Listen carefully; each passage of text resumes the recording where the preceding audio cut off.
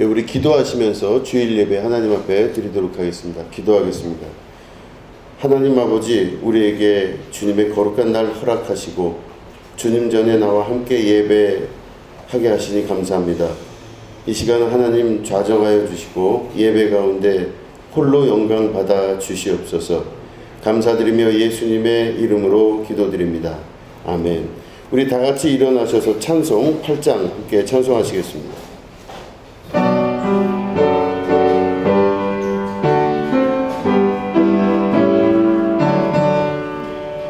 거룩 거룩 거룩 전능하신 주님, 이른 아침 우리 주를 찬송합니다.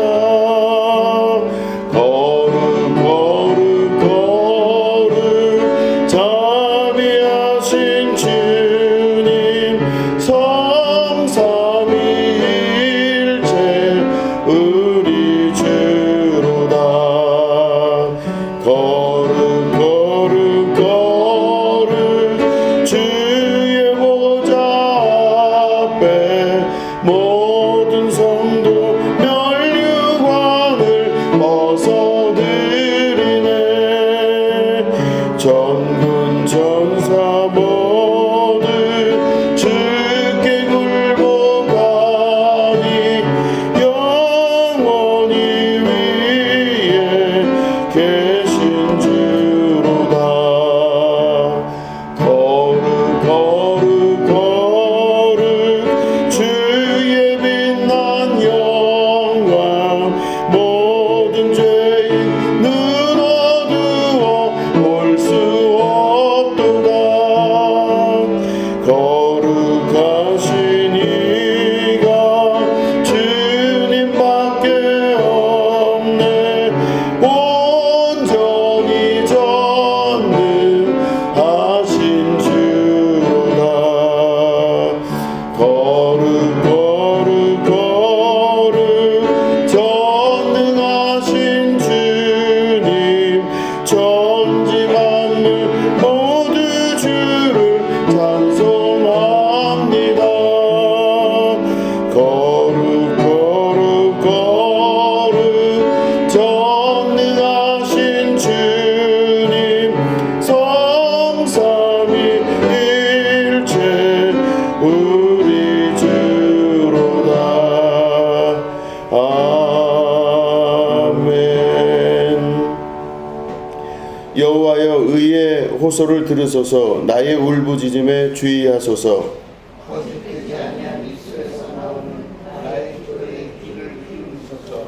주께서 나를 판단하시며 주의 눈으로 공평함을 살피소서.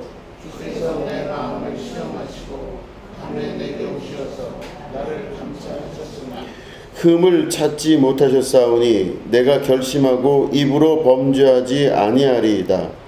사람의 흠사를 논하면 나의 주의 입술에 말씀을 따라 스스로 삼가서 포악한 자의 길을 가지 아니하였사오며 나의 홀미 주의 길을 크게 지키고 신족하지 않느냐하나이다. 하나님이여, 내게 응답하시겠으므로 내가 불렀사오니 내게 귀를 기울여 내 말을 들으소서. 주께 피하는 자들은 그 일어나 치는 자들에게서 오른손으로 구원하시는 주여. 주의 기이한 사랑을 나타내소서. 아멘. 사도신경하심으로 신앙 고백하시겠습니다. 전능하사 천지를 만드신 하나님 아버지를 내가 믿사오며 그 외아들 우리 주 예수 그리스도를 믿사오니 이는 성령으로 잉태하사 동정녀 마리아에게 나시고 본디오 빌라도에게 고난을 받으사 십자가에 못 박혀 죽으시고 장사한 지 사흘 만에 죽은 자 가운데서 다시 살아나시며 하늘에 오르사 전능하신 하나님 우편에 앉아 계시다가 저리로서 산자와 죽은 자를 심판하러 오시리라. 성령을 믿사오며 거룩한 공회와 성도가 서로 교통하는 것과 죄를 사하여 주시는 것과 몸이 다시 사는 것과 영원히 사는 것을 믿사옵나이다. 아멘. 자리에 앉아주시기 바랍니다. 찬송 279장입니다.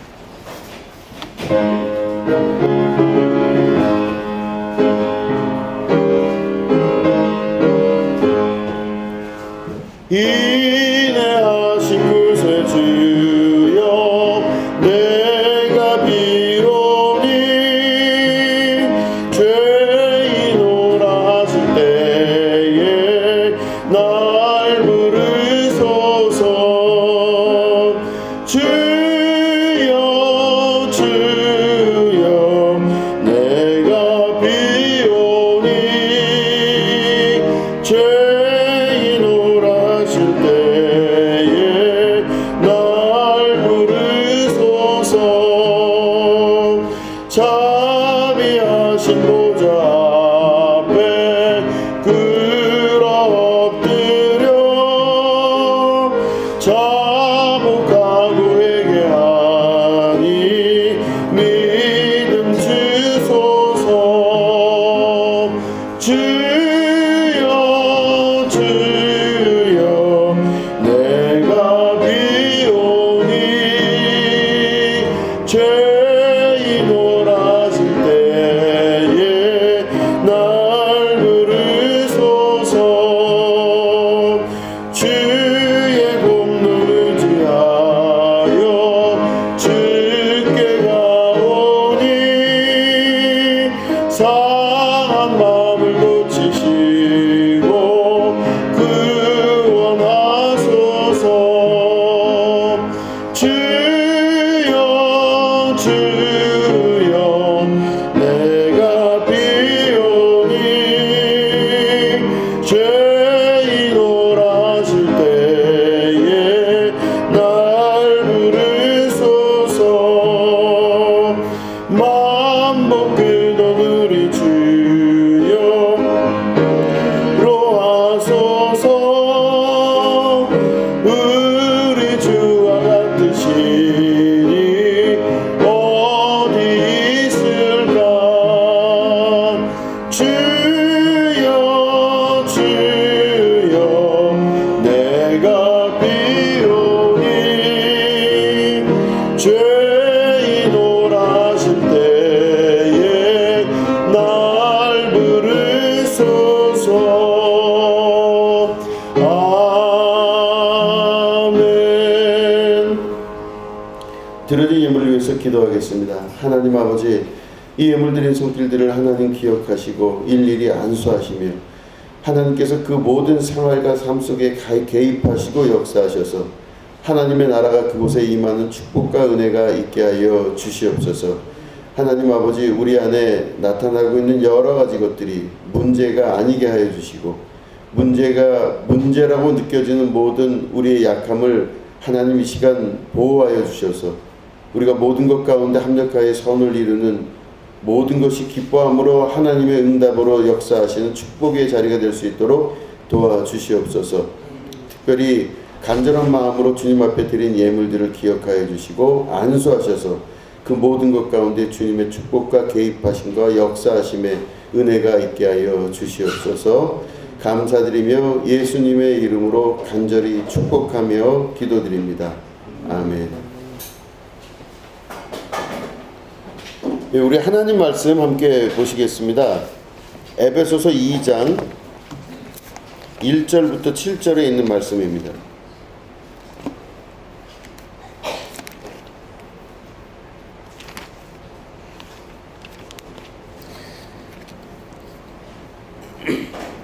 에베소서 2장 1절부터 7절을 교독하도록 하겠습니다. 그는 허물과 죄로 죽었던 너희를 살리셨도다. 그때 너희는 그 가운데서 행하여 이 세상 풍조를 따르고 공중의 권세 가진 자를 따랐으니 곧 지금 수분의 하나님들 가운데서 역사하느니라. 전에는 우리도 다 그 가운데서 우리 육체의 욕심을 따라 지내며 육체와 마음에 원한 것을 하여 다른 이들과 같이 본질상 진노의 자녀이었더니 은밀히 풍성하신 하나님이 우리를 사랑하신 그 사랑을 인하여 허물로 죽은 우리를 그리스도와 함께 살리셨고 너희는 은혜로 구원을 받은 것이라. 또 함께 일으키사 그리스도 예수 안에서 함께 하늘에 앉히시니 이는 그리스도 예수 안에서 우리에게 자비하심으로써 그 은혜의 지극히 풍성함을 오는 여러 세대에 나타내려 하심이라. 아멘. 예, 오늘은 순종함으로 구원의 길로라는 제목 가지고 함께 말씀을 나누도록 하겠습니다. 신앙생활을 이렇게 하다 보면 그 여러 가지 어려움들을 겪는데, 특별히 그 어려움 중에 하나는 눈앞에 보이는 어려움도 있지만 내면적인 그 질서에 관한 어려움이 있습니다. 무슨 말이냐면, 우리가 신앙생활도 일종의 습관으로 하게 됩니다. 그래서 우리가 때가 됐을 때 예배를 드리러 나오고, 또 어떤 때가 되면은 기도를 하고, 어떤 때가 되면 말씀을 읽고, 뭐 이런 우리 안에 습관으로 자리 잡은 신앙의 습관들이 있습니다. 습관은 신앙의 아주 중요한 기틀이기도 합니다. 그래서 어떤 그릇이라고 볼 수 있습니다. 무엇인가를 담을 수 있는 그릇이 곧 신앙의 습관입니다. 신앙의 습관은 우리에게 항상 일정하게 작용을 해서 그 사람의 그릇으로 작용을 합니다. 그래서 하나님께서 무언가를 부어 넣으셔서 그에게 어떤 사명과 역사를 일으키시고자 하는 뜻이 있다 할지라도, 그 그릇이 어떻게 형성되냐에 따라 그 사람의 용량과 그 사람이 할 수 있는 범위가 결정될 수밖에 없는 것입니다. 그렇기 때문에 우리가 신앙의 습관을 잘 가지고 자기의 신앙의 모습을 잘 유지해 나가는 것이 굉장히 중요합니다. 여기 신앙의 습관은 나이가 어리다고 혹은 나이가 많다고 해서 변하지 않는 것이 아니라 계속적인 변화를 이루어야 되는 것입니다. 하나님 나라에 갈 때까지 우리는 이 땅에 있는 동안 끊임없는 변화를 겪어 나가야만 하는 것입니다. 얼마 전에 이찬수 목사님 설교를 들었습니다. 그 분당 우리 교회 그 이찬수 목사님이 아주 핫한 설교를 많이 하시는데, 그 목사님이 그런 이야기를 하는 걸 이제 제가 그 목사님의 이야기를 제가 하도록 하겠습니다. 지식의 저주라고 하는 그 미국에서 유명한 콜롬비아 대학의 한 교수가 이야기한 것이 있습니다. 지식의 저주가 뭐냐면은, 사람 머릿속에 지식이 있고 자기가 가지고 있는 경험이죠. 이런 걸 가지고 지식을 쌓아서 그게 경험으로 남아서 생활하고 있습니다. 우리는 알게 모르게 그 지식을 따라, 내 머릿속에 있는 지식을 따라 하루하루를 살아나가는 것이죠. 그런데 이 지식이 그 사람한테 도움이 되는 것 같지만, 그 지식으로 인해서 큰 어려움을 겪거나 더 이상 발전이 없게 되는 경우도 있다라고 하는 겁니다. 그래서 이거를 지식의 저주라고 이야기를 합니다. 그래서 그런 경우가 굉장히 많죠. 그래서 이번에 카카오톡, 우리 잘 알고 있지만 카카오 그룹의 회장이, 그러니까 그 회장이 이제 그 카카오를 운영할 수 있는 새로운 그 후임자를 결정을 할 때 30대 중반의 어린 나이에 사람을 카카오의 임원으로 그리고 회장으로 앉히게 됩니다. 그래서 이 이야기가 한간에 여러 군데 많이 이야기가 문제가 있다 이렇게 들리는 게 저도 많이 그 뉴스를 보고 봤습니다. 아무리 그래도 경험이 많은 사람이 거기 앉아야지 30대 중반이 가기에는 좀 그렇지 않나. 그래서 막 비난의 소리, 비판의 소리, 또 우려의 소리들이 되게 많이 있었다고 합니다. 그런데 그 회장이 하는 얘기는 바로 지식의 저주 이야기를 하더라는 것이죠. 오히려 가장 선진적으로 앞서 가야 되고 선진적으로 무엇인가를 치고 나가야 되는 기업의 입장에서 봤을 땐 가지고 있었던 지식보다 오히려 새로운 창출되는 지식이 더 중요한 시대인데, 또 중요한 업종인데, 과거에 갖고 있던 지식의 습관이 그대로 그 사람들에게 남아있을 때는 더 이상 발전을 할 수가 없다 이렇게 이야기를 하더라는 것입니다.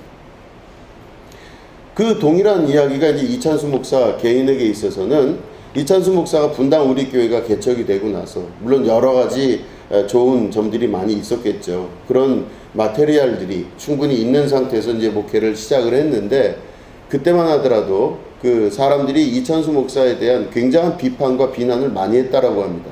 이게 뭐냐면은 이찬수 목사는 어른 목회를 해본 적이 없다라고 합니다. 그러니까 중고등부 청년부만 목회를 해봤지 한 번도 어른 목회를 한 적이 없었다고 이야기를 하더라는 것이죠. 그래서 그 많은 사람들이 대부분 다 분당 우리 교회를 이야기할 때는 그렇게 이야기를 한답니다. 아무 경험도 없는, 별로 어른 목회도 해본 적이 없는 저런 사람이 목회를 하러 나갔으니 저긴 문제가 있고, 또 사람이 좀 가벼워 보인다. 또 설교도 진중하지 못하고 여러 가지 가벼워 보이는 모습이 있다. 뭐 이런 식으로 이야기를 하더라는 것이 이찬수 목사 개인에게 많이 들렸답니다. 그래서 상처를 많이 받았대요. 그런데 지금 그 교회가 많이 부흥되고 잘 되고 나니까 많은 언론들이나 사람들이 이야기하기를 이찬수 목사가 목회를 성공한 이유가 뭘까 봤을 때 경험이 없어서 성공을 했다라고 합니다.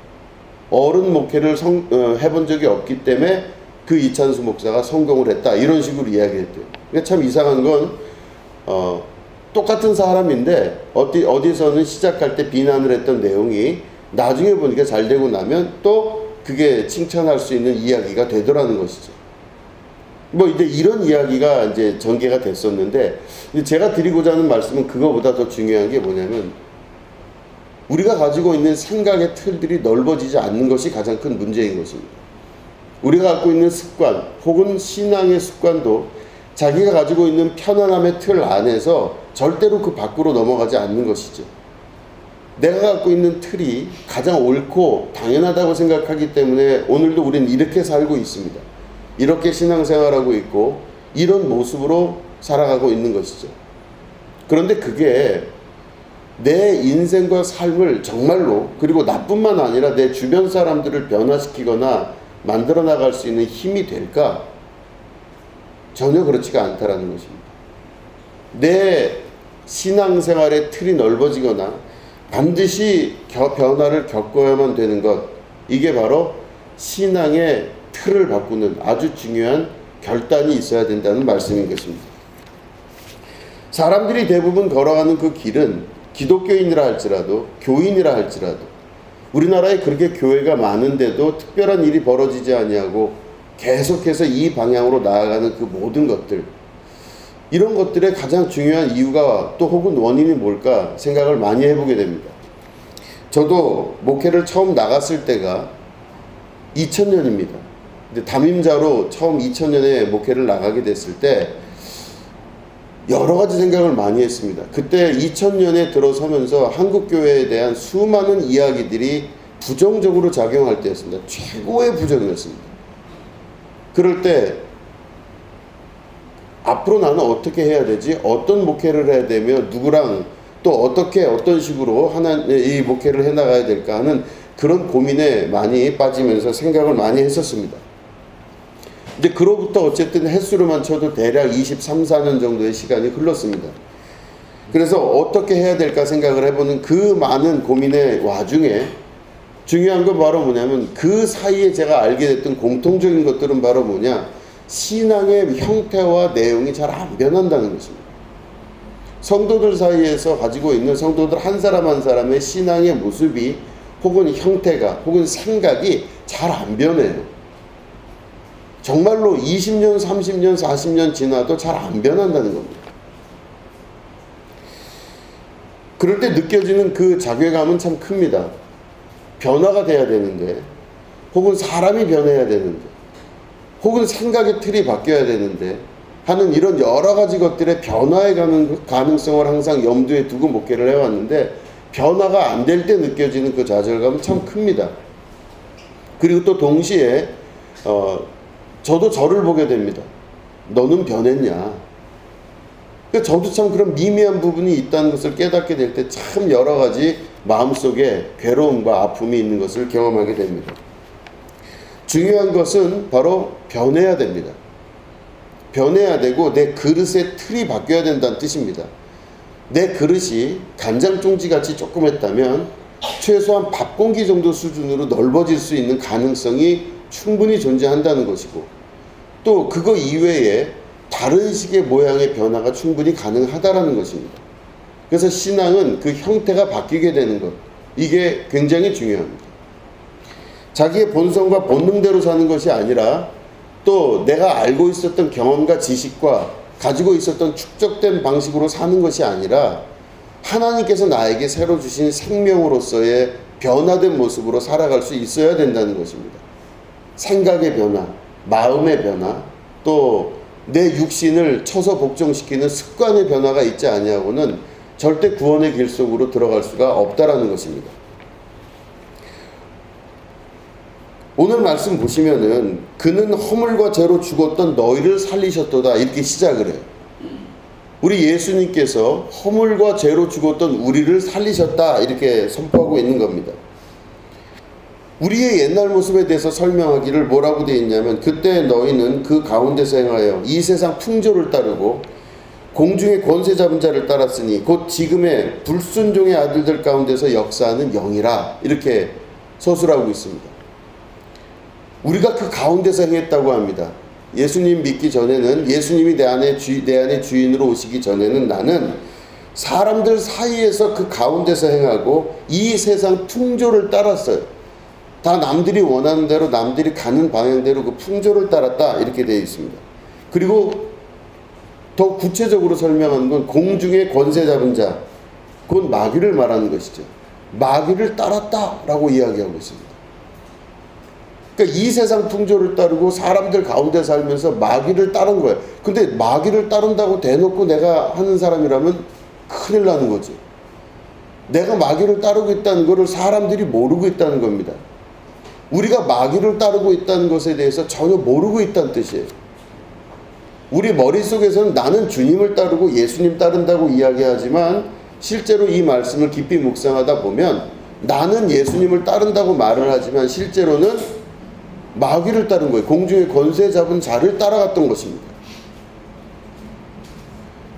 그런데 우리가 왜 공중의 권세 잡은 자를 따라가면서도 그걸 알지 못했을까? 심각한 문제입니다. 내가 교회 열심히 다니고 교회에서 임직도 맡고 교회를 평생 다녔어요. 모태신앙이에요.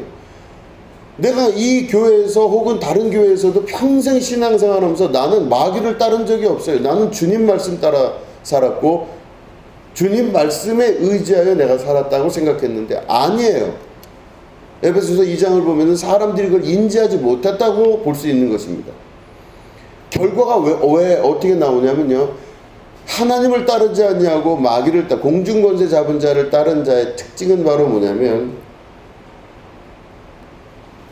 바로 이건 바로 뭐냐면 불순종의 아들들 가운데서 역사하는 영이라 이렇게 설명하고 있습니다. 다시 말해 나는 예수님 따랐지만 나는 주님 따랐지만 나는 말씀의 은혜 받고 말씀대로 살았다고 생각했지만 불순종의 아들들 가운데서 역사하는 그 영을 따른 겁니다. 불순종의 영이 있었다는 뜻입니다. 순종하지 않은 거예요.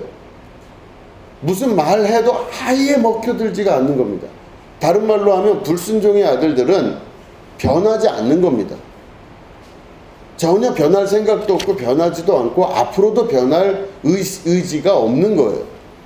결국 그게 불순종입니다. 하나님의 말씀은 오늘도 살아 움직이시며 좌우 골수를 쪼갠다고 말씀하시죠.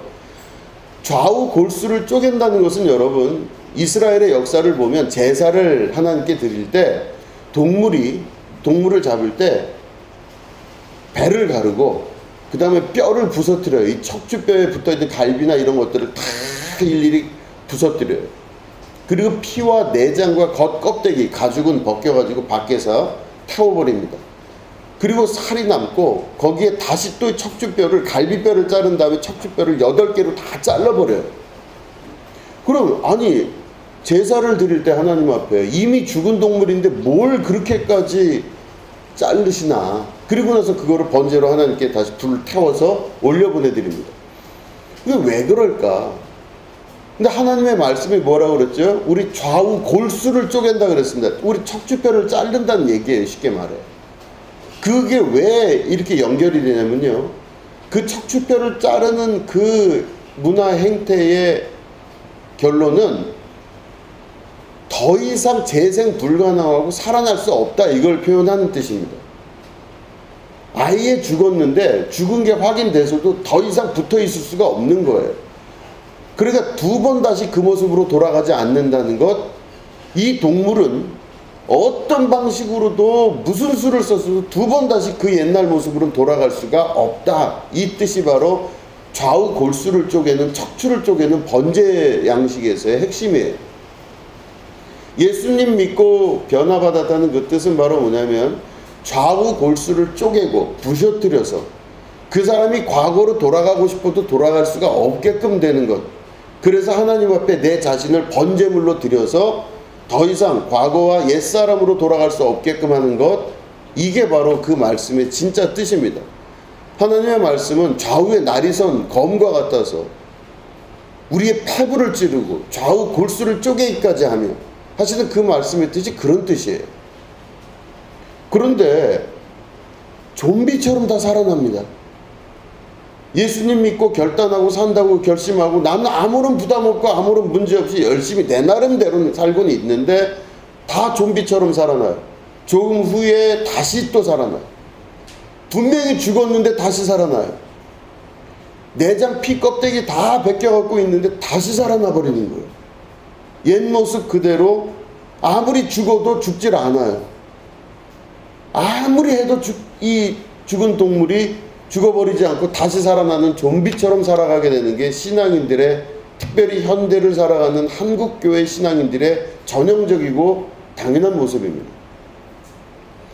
그렇기 때문에 말씀이 통하지 않아요. 거기는 왜 그 일이 일어나느냐? 결론을 뭐라고 줬다고요? 불순종 가운데 역사하는 그 아들들의 힘이에요. 안 듣습니다.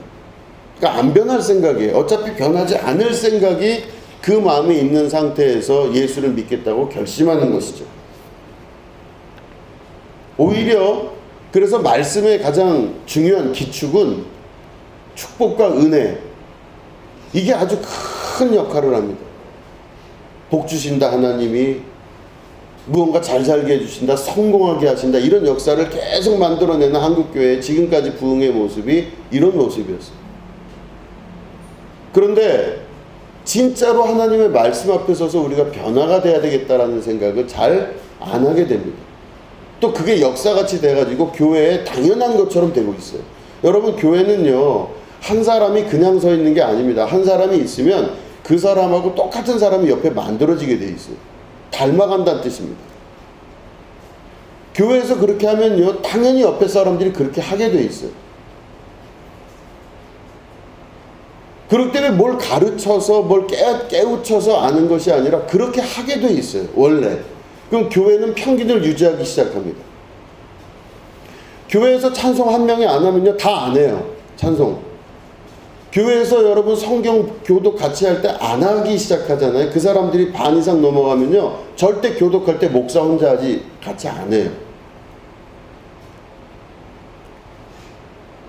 한 사람이 안 하면 여러 사람이 같이 안 하게 되는 게 교회의 일반적 집단적 특성입니다. 그래서 참 쉽지 않은 일이에요.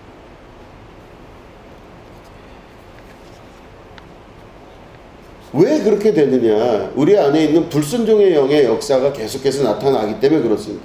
순종하고 싶지 않고 또 순종이 의미가 없어 보여요. 그러니까 자기의 원래 생각대로, 육체의 생각대로 그냥 살아가는 것뿐입니다. 신앙은 여러분 변화돼야 될 줄로 믿습니다. 변화가 돼야 됩니다.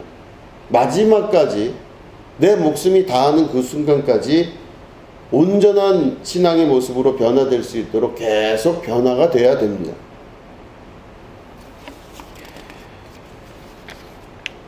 그래서 제가 이 말씀을 다시 한번 깊이 있게 보게 됐습니다. 우리가 그 마귀 사단을 쫓아가는 걸 왜 모를까? 도대체 왜 모를까? 그럴 때 이 1절 말씀에 그 비밀이 있다는 걸 알게 됩니다.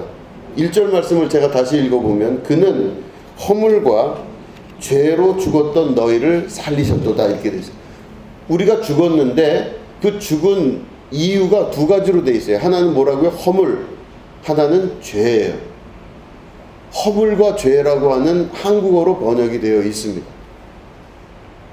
허물은 한국말로 그대로 하자면 애벌레가 나비가 될 때 그 벗고 아무 의미 없이 존재하고 있는, 모양은 갖추고 있으나 그 속에는 생명이 없게 되는 나비의 애벌레 옛날 모습, 이게 허물이에요.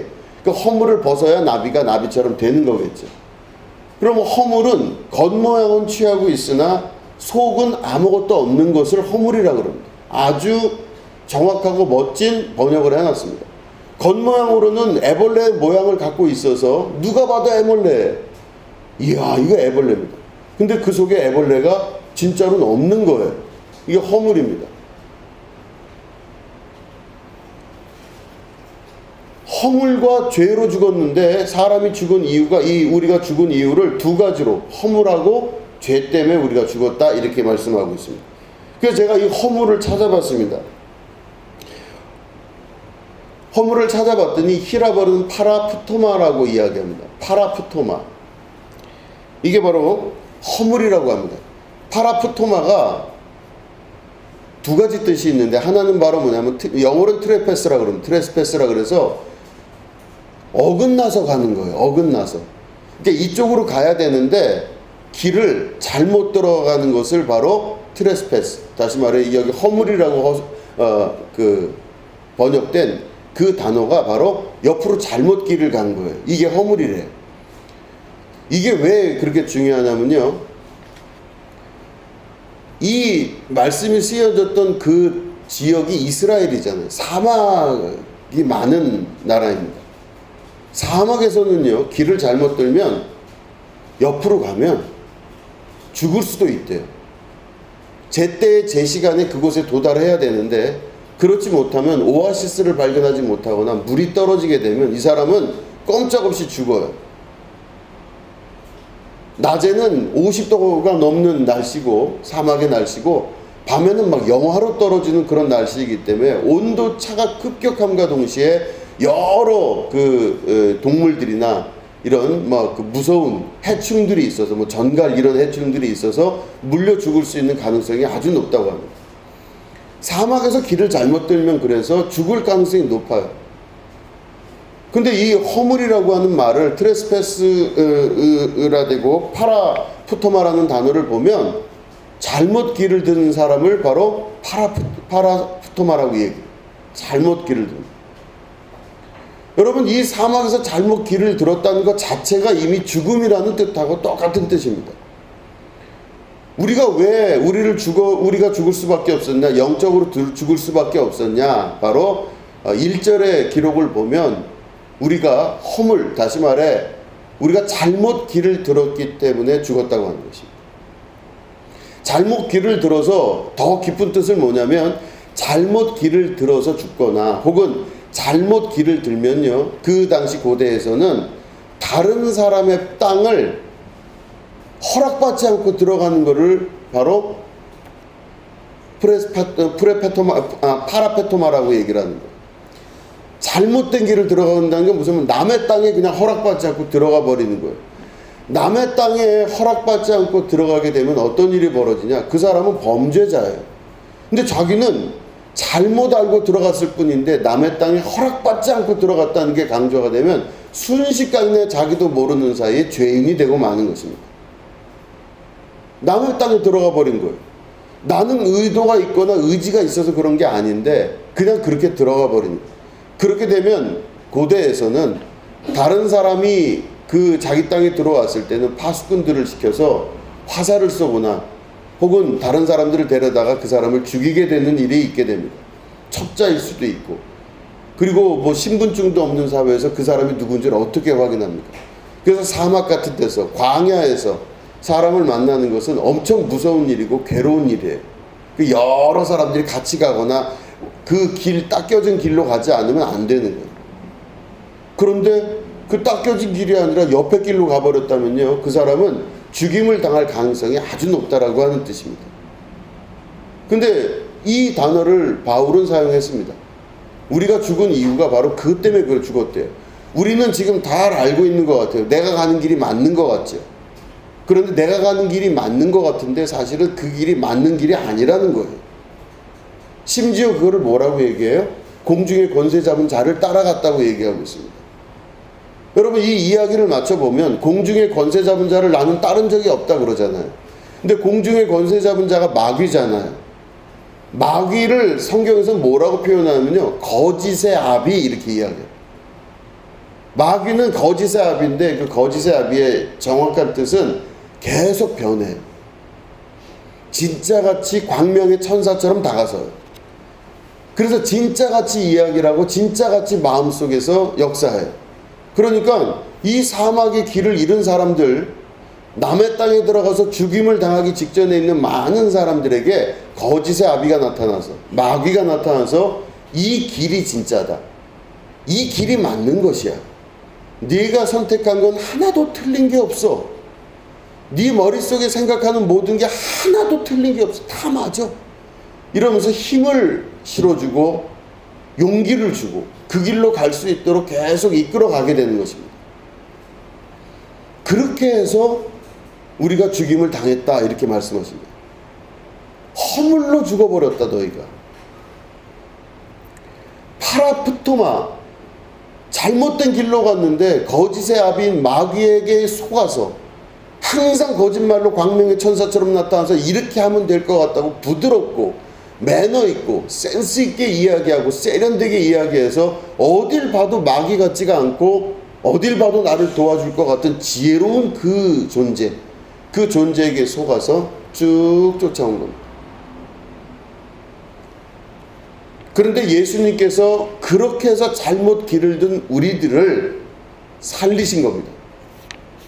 사막에서 헤매고 앉아있는 우리들, 그는 우리는 헤맨다고 생각도 못하고 잘 가고 있다고 여기는, 거짓의 아비가 가르쳐준 그 길대로 잘 쫓아가고 있는 우리들, 나는 한 번도 길을 잘못 든 적이 없다라고 여기는 우리들이 이미 죽어가고 있고 불법의 자녀들이 되고 법을 어겼기 때문에 죽을 수밖에 없는 우리들에게 예수님의 그리스도의 복음이 우리에게 오므로 우리가 살아날 수 있었고 새생명을 얻을 수 있었다 이렇게 말씀하십니다. 그리스도의 이 역사는 바로 옛사람을 죽이는 것입니다. 그리스도의 복음의 핵심은 옛사람을 죽이는 거예요. 우리의 옛사람, 우리가 알고 있는 지식, 경험, 알고 있는 여러 가지 것들을 그리스도 앞에 온전히 십자가 앞에 내려놓고 예수님 죽으셨을 때 나도 죽었습니다라고 하고 나는 날마다 새로 태어난다는 고백을 하는 사람처럼 나는 오늘도 새로 태어나서 변화된 삶을 향해 계속해서 나가야 되는 것입니다. 그렇게 해서 예수님이 우리를 구원하셨어요. 어떤 방식으로? 옛사람을 죽이심으로 말미암아 우리에게 새로운 생명을 주신 것입니다. 이렇게 살리셨어요. 파라프토마라고 제가 지금 허물 갖고 말씀드렸어요. 허물이 파라프토마, 다시 말해 잘못된 길을 가게 되는 거, 이게 파라프토마라고 그랬어요. 두 번째 뜻이 뭔지 아십니까? 파라프토마 이렇게 돼 있는데 이 허물이에요. 허물. 파라라는 건 어디 어디로부터, 뭐 영어로는 from이에요. 어디 어디로부터. 푸토마로부터 이 뜻이고, 푸토마가 뭔가 뒤져봤더니 푸토마는 죽은 시체예요. 죽은 시체. 그러니까 파라푸토마를 합해서 하나로 이걸 번역을 하면 허물이 맞아요. 죽은 시체로부터예요. 죽은 시체로부터 우리를 살리셨다 이렇게 말씀하십니다. 그러니까 겉으로 볼 때는 멀쩡해 보였던 그 애벌레의 모습, 허물이죠. 그 겉으로 보여서 멀쩡하게 보였던, 정말로 살아있는 것 같이 생겼던, 진짜 살아있는 것 같은 애벌레 모양을 갖고 있던 그 애벌레의 허물, 그것으로부터 우리를 구원하셔서 살리셨다 이런 뜻입니다. 죽은 것으로부터 나오는, 시체로부터 나오는 이런 뜻이 그 안에 들어가 있는 것입니다. 죽은 것으로부터 나오기 때문에 모든 것이 항상 거짓입니다. 실제가 아니라 거짓을 진짜로 믿고 살아갈 수밖에 없는 것이죠. 인생의 궁극적인 죽음은 결국 죽은 자의 삶과 같습니다. 죽은 자의 생각과 같이 의미 없는 것을 말합니다. 다시 말해 이 허물은 무슨 말이냐면 죽은 자의 모습에서는 아무것도 나올 게 없어요. 진리가 나올 것도 없고 살아있는 생기가 나올 것도 없습니다. 그런데 우리는 그 허물을 보면서, 죽어 빠져가지고 거기서 있는 껍데기만 있는 허물을 보면서 거기서 뭔가가 나올 것 같아서 그걸 바라보고 그게 진짜인 걸로 여기고 사는 것입니다. 잘못된 길을 걸어가거나 사막에서 혹은 다 죽어서 껍데기밖에 없는 아무것도 없는 것에 의미를 부여하고 여기서 무언가가 나오는 것 같고 여기서 진짜인 것 같은 느낌이 들고 그런 것 때문에 우리가 결국엔 죽게 되었다고 성경에서는 기록하고 있는 것입니다. 그것 때문에 우리가 죽은 거예요. 다른 것 때문에 죽은 게 아닌 것입니다. 나는 맞다고 여기는 생각서부터 죽은 거예요. 그래서 이게 두 개가 합쳐져서 허물과 죄로 죽은 그게 합해지면서 어떤 일이 벌어지냐? 불순종 가운데 아들들 가운데 불순종의 아들들 가운데서 역사하는 영을 진짜로 받아들여요. 불순종의 영은 바로 뭐예요? 하나님 말씀 안 듣는 겁니다. 자기 뜻대로 살게 되는 거예요. 그러니까 하나님과 나와의 사이에서 하나님은 이렇게 해라 말씀하시는데 나는 그게 아니라고 말을 하는 거예요. 이게 불순종이죠. 하나님이 무슨 말씀하셔도 전혀 들어가지도 않고 들을 수도 없다라는 것입니다. 하나님이 아무리 말씀하셔도 그 말씀을 들을 수가 없어요. 왜냐? 내가 진짜 진실을 다른 데서 찾고 있기 때문에 하나님 말씀을 듣지를 못하는 거예요. 그렇기 때문에 옛사람이 없어지고 내 머릿속에 있는 지식과 생각과 경험, 축적되어져 있는 많은 습관들이 사실은 사라져야 되는 것입니다. 그 사라지는 것을 우리가 어떻게 표현할 수 있냐? 예수 그리스도의 말씀을 믿는 믿음 안에서 우리의 옛사람이 죽게 됩니다. 예수님 말씀을 듣고 그 말씀에 대해 순종하고 믿을 줄 아는 습관이 우리 가운데 나타나야 되는 것입니다. 예수님 말씀 듣고 그 말씀에 순종하고 그대로 살으려고 할 때 우리 안에 있는 옛사람, 옛 자아가 죽고 우리에게 새 사람이 생겨나는 역사가 일어나기 시작한다는 것이죠. 사람들은 다 신앙생활도 어느 정도 일정 부분 편의에 맞춰서 혹은 문화적인 그 형태에 맞춰서 신앙생활을 할 때가 참 많습니다. 설교를 통해서 수도 없이 말씀드렸습니다. 지나가는 이야기들 중에 하나였지만 1970년대 중후반부터 시작해서 우리나라는 찬양 예배가 아주 익숙했습니다. 80년대 초만 하더라도 그래서 찬양 예배를 하는 그 형식이 이단 시비에 걸렸습니다. 어떻게 교회에서 드럼을 치냐? 어떻게 교회에서 기타를 치냐? 그건 전이죠. 60년대 초만 하더라도 교회에서 기타 치면 안 됐어요. 왜냐하면 60년대 초반에 기타라고 하는 악기는 날라리들이 가지고 다니는 악기죠. 머리 장발로 해가지고 그래서 통금에 걸려서 잘못 끌려 들어가면은 경찰서에서 머리 잘려 나오고 막 이럴 때 사회에 대해서 반항하는 사람들이 갖고 있는 그 악기가 기타였다고 합니다. 근데 기타가 들어왔어요. 어느 순간 교회로 젊은이들 사이에서 인정이 된 거죠. 근데 그와 비슷하게 1980년대 넘어가면서 이제 드럼하고 신디사이저 같은 전자악기가 들어오기 시작합니다. 막 2단 시비가 있었어요. 두란노 경배와 찬양이라고 온누리교회에서 했던 그 찬양 예배가 2단 시비가 걸려갖고 말도 못했습니다. 전쟁을 치다시피 했었어요.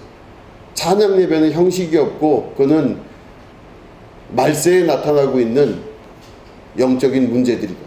근데 그게 또 어느 순간 사람이 많아지다 보니까 또 정착이 돼버렸어요.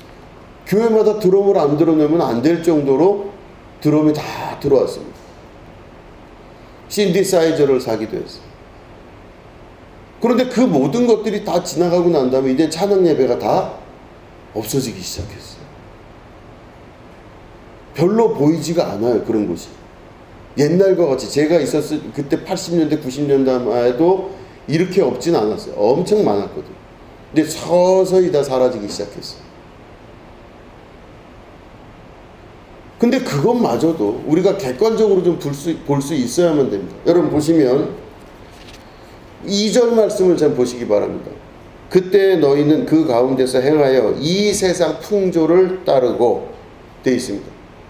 이 세상 풍조를 따르고 할 때 그 이 세상 풍조가 뭔가를 또 원어 분석을 해보니 이 세상 사람들이 요구하고 원하는 풍조였습니다.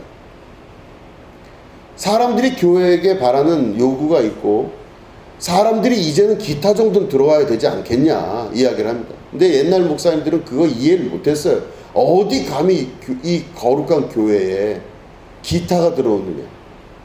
근데 그걸 받아들일 수밖에 없게. 이 세상의 풍조를 따를 수밖에 없어. 그 다음에 신디사이드 드럼 들어오고.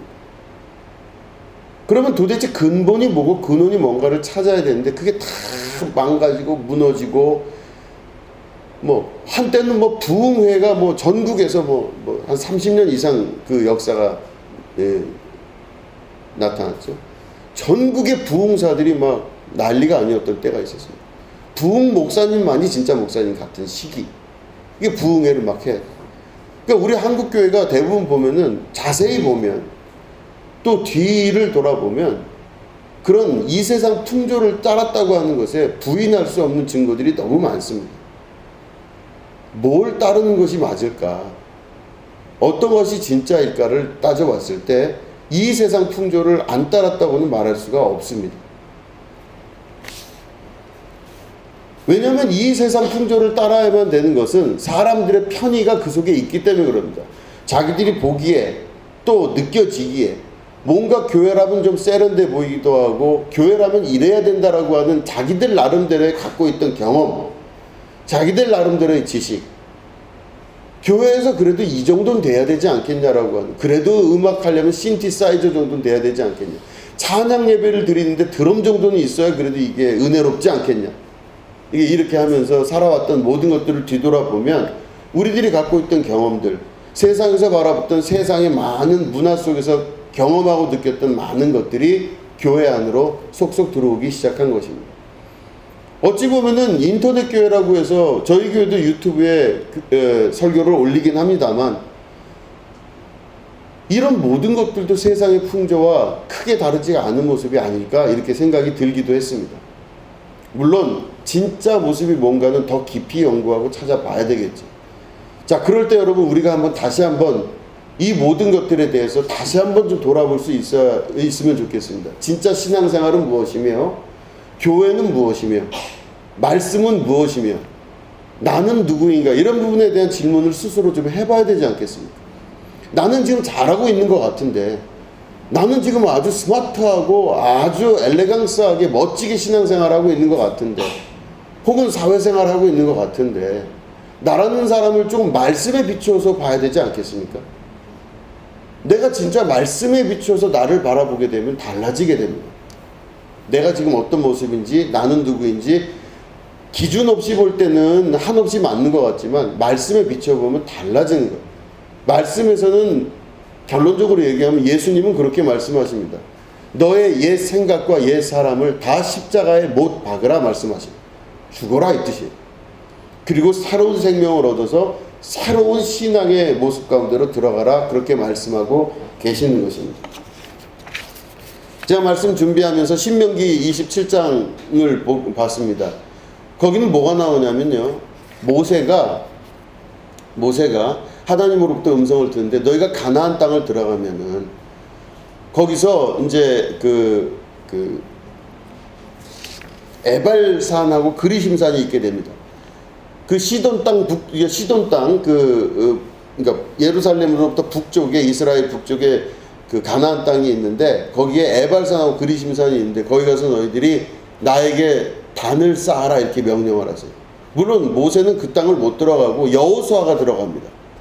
그 여호수아가 들어가서 모세가 명한 대로 그 말씀대로 그대로 에발산하고 그리심산에 가서 이게 단을 쌓아요.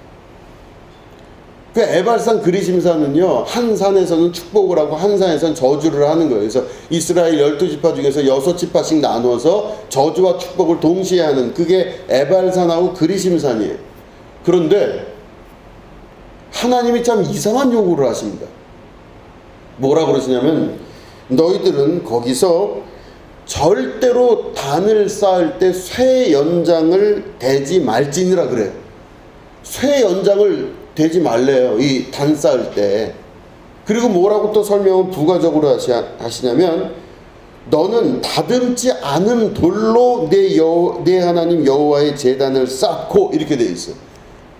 절대로 쇠로 만든 연장으로 그 돌 다듬지 말래요. 그리고 다듬지 않은 돌을 찾아다가 하나님 앞에 제단을 쌓으래요.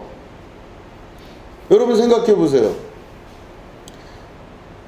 왜 이런 식으로 하나님이 요구를 하셨을까 생각해 보신 적 있습니까? 왜 그랬을까 하나님이? 엄청난 요구예요. 보시면은 제단을 쌓으려면 여러분, 제단이 그냥 이렇게 단순히 쌓는 게 아니라 아주 엄청 크게 하나님 앞에 제단을 쌓는 거예요. 근데 제단을 쌓으려면 이만큼 1층을 쌓고 나서 2층이 되면요, 2층부터는 이 돌 위에 돌을 쌓아야 되기 때문에 돌을 거기에 맞게끔 깎아야 돼요. 깎으면 딱 거기에 맞게 되잖아요. 그래서 석공들이 있어가지고 막 이렇게 새로 된 연장으로 해갖고 망치로 해서 정으로 해서 이걸 다듬어서 만들어서 깎아서 딱 올려놔야 튼튼하기도 하고 또 잘 쌓기도 하고 쌓기도 괜찮고 쉽고, 이게 바로 석공이 있는 이유예요. 근데 하나님이 뭐라고 하셨어요?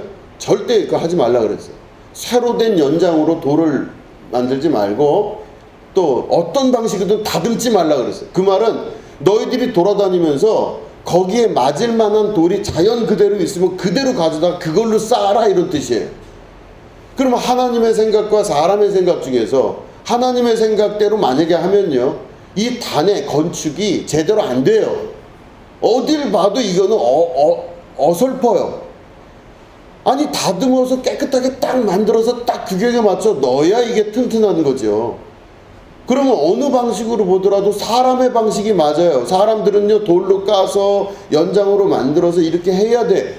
사람들은 당연히 그렇죠. 그리고 일하려면 당연히 제대로 일을 하려면은 우리가 쌓기 편하도록 그 주변을 만들어서 돌을 쌓아야 돼요. 근데 하나님이 그렇게 하지 말래요. 하나님의 이 요구는요, 진짜 직접 들은 사람의 입장에서 들어볼 땐 진짜 속이 뒤집히는 일이에요. 어쩌라는 건지, 아니 도대체 쌓으라는 건지 말라는 건지, 제단을 이렇게 만들라는 건지 말라는 건지 의심이 될 정도로 하나님의 요구는 이상한 요구예요. 근데 여러분, 하나님이 그 말씀하신 이유가 뭔가 생각을 해보면, 사람들이 광야의 이 시험을 통과하고 난 다음에 가나안 땅 들어가면요, 사람들이 어떻게 하냐, 다 자기 임의대로, 자기 뜻대로, 자기 멋대로 만들기 시작하는 의지를 알고 있는 것입니다. 하나님 다 자기들이 편하게 이것들을 돌을 깎고 연장으로 만들어서 단을 쌓는 거예요. 여러분, 이 제단이 누구한테 드리는 거예요? 하나님께 드리는 거예요. 자기들 살 집 말하는 게 아니에요. 지금 자기들 살 집은 알아서 정리해갖고 깎아서 져서 사는 건 상관이 없는데, 하나님께 제단을 드리는 건데, 하나님께 드려질 그 제물을 바치는 제단을 쌓는데 돌로 하지 다듬지 않은 걸로 해래요. 이 말은 어떤 방식으로든 너희의 생각과 너희의 편의와 너희의 뜻대로 하지 말란 뜻입니다. 우리의 일상생활은 우리의 뜻대로 할 수가 있습니다. 집에서의 모습과 또 직장과 사업과 또 사람들 만나는 친구들과의 관계와 모든 건 다 내 임의대로, 내 뜻대로 내가 알아서 정리하고 내가 알아서 만들면 돼요. 그런데 신앙생활은 그렇게 하면 돼야 안 돼요? 대답 안 하시기로 오늘 다시 한번, 신앙생활을 그렇게 하시면 돼야 안 돼요? 화들이 많이 나셨어요. 신앙생활을 그렇게 하면 안 된다는 뜻입니다. 집을 짓는 거는 다듬어도 되지만 하나님께 드리는 제단에서는 돌로 연장으로 다듬지 말라 그러셨어요. 참 답답한 경우예요. 그러면 그 사람들이 일을 하려면 어떻게 다녀야 돼요? 그 근처를 헤매고 돌아다녀야 돼요. 왜냐면 거기에 맞을 만한 돌을 찾아야 되니, 아니 자연스럽게 거기에 맞는 돌을 찾는 게 얼마나 어려워요. 그걸 찾으러 돌아다녀야 되는 겁니다. 그럼 하나님이 우리를 뺑뺑이 돌리시는 건가? 이 생각이 들 정도로 신앙생활은 그래서 쉽지가 않은 거예요. 다 나가서 널브러질 지경까지 그렇게 되는 거예요. 그런데 거기에 어떤 일이 일어나냐? 순종의 역사가 일어나면 에발산과 그리심산 앞에서 제단이 올라갈 수가 있게 돼요. 어떤 때? 순종할 때. 불순종 가운데 역사하는 영이 나타나기 시작하면 절대로 그거 아닙니다. 하나님 뭔가 모자라 보여요. 하나님의 말씀하신 뭔가가 의미 없는 이상한 걸로 들릴 때가 있습니다. 신앙생활은 조금 미련하리만큼 거기에 하나님 말씀대로 살려고 하는 의지를 갖고 있어야 됩니다. 그럼 하나님 말씀대로 사는 게 뭐냐? 순종하는 겁니다. 그 말씀이 맞다 안 맞다를 우리 임의대로 판단하거나 떠들어대는 게 아니라 하나님 말씀은 맞습니다라고 얘기하고 그러면 거기에 나를 맞춰가는 삶을 살기 시작하는, 이게 제대로 된 신앙인이라 볼 수 있습니다. 근데 현대를 살아가는 우리들이 그렇게 하느냐? 그 쉽지가 않습니다. 다 자기 뜻대로, 자기 생각대로, 자기 마음대로 내가 나름대로 망치와 정을 가지고 다 다듬고 연장을 만들어서 내 생각과 틀대로 신앙생활 하려고 하는 게 우리들의 대부분들의 신앙생활입니다. 그럼 결론이 뭐냐? 하나님 뜻이 아니에요. 그거는 그저 마귀의 뜻을 쫓아가며 불순종 가운데에서 역사하는 영이 결국에는 공중권세 잡은 자의 말씀에 순종하여 살아가는 자의 삶을 살게 된다는 것입니다. 진리는 영원합니다. 영원한 진리가 있기 때문에 우리들이 계속 추구하고 바라고 소망하는 것들도 진리를 만나고 싶은 겁니다. 하나님이 곧 진리이시기 때문에 우리는 그 하나님을 만나고자 하기 때문에 예배를 드리고 신앙생활을 하는 것입니다.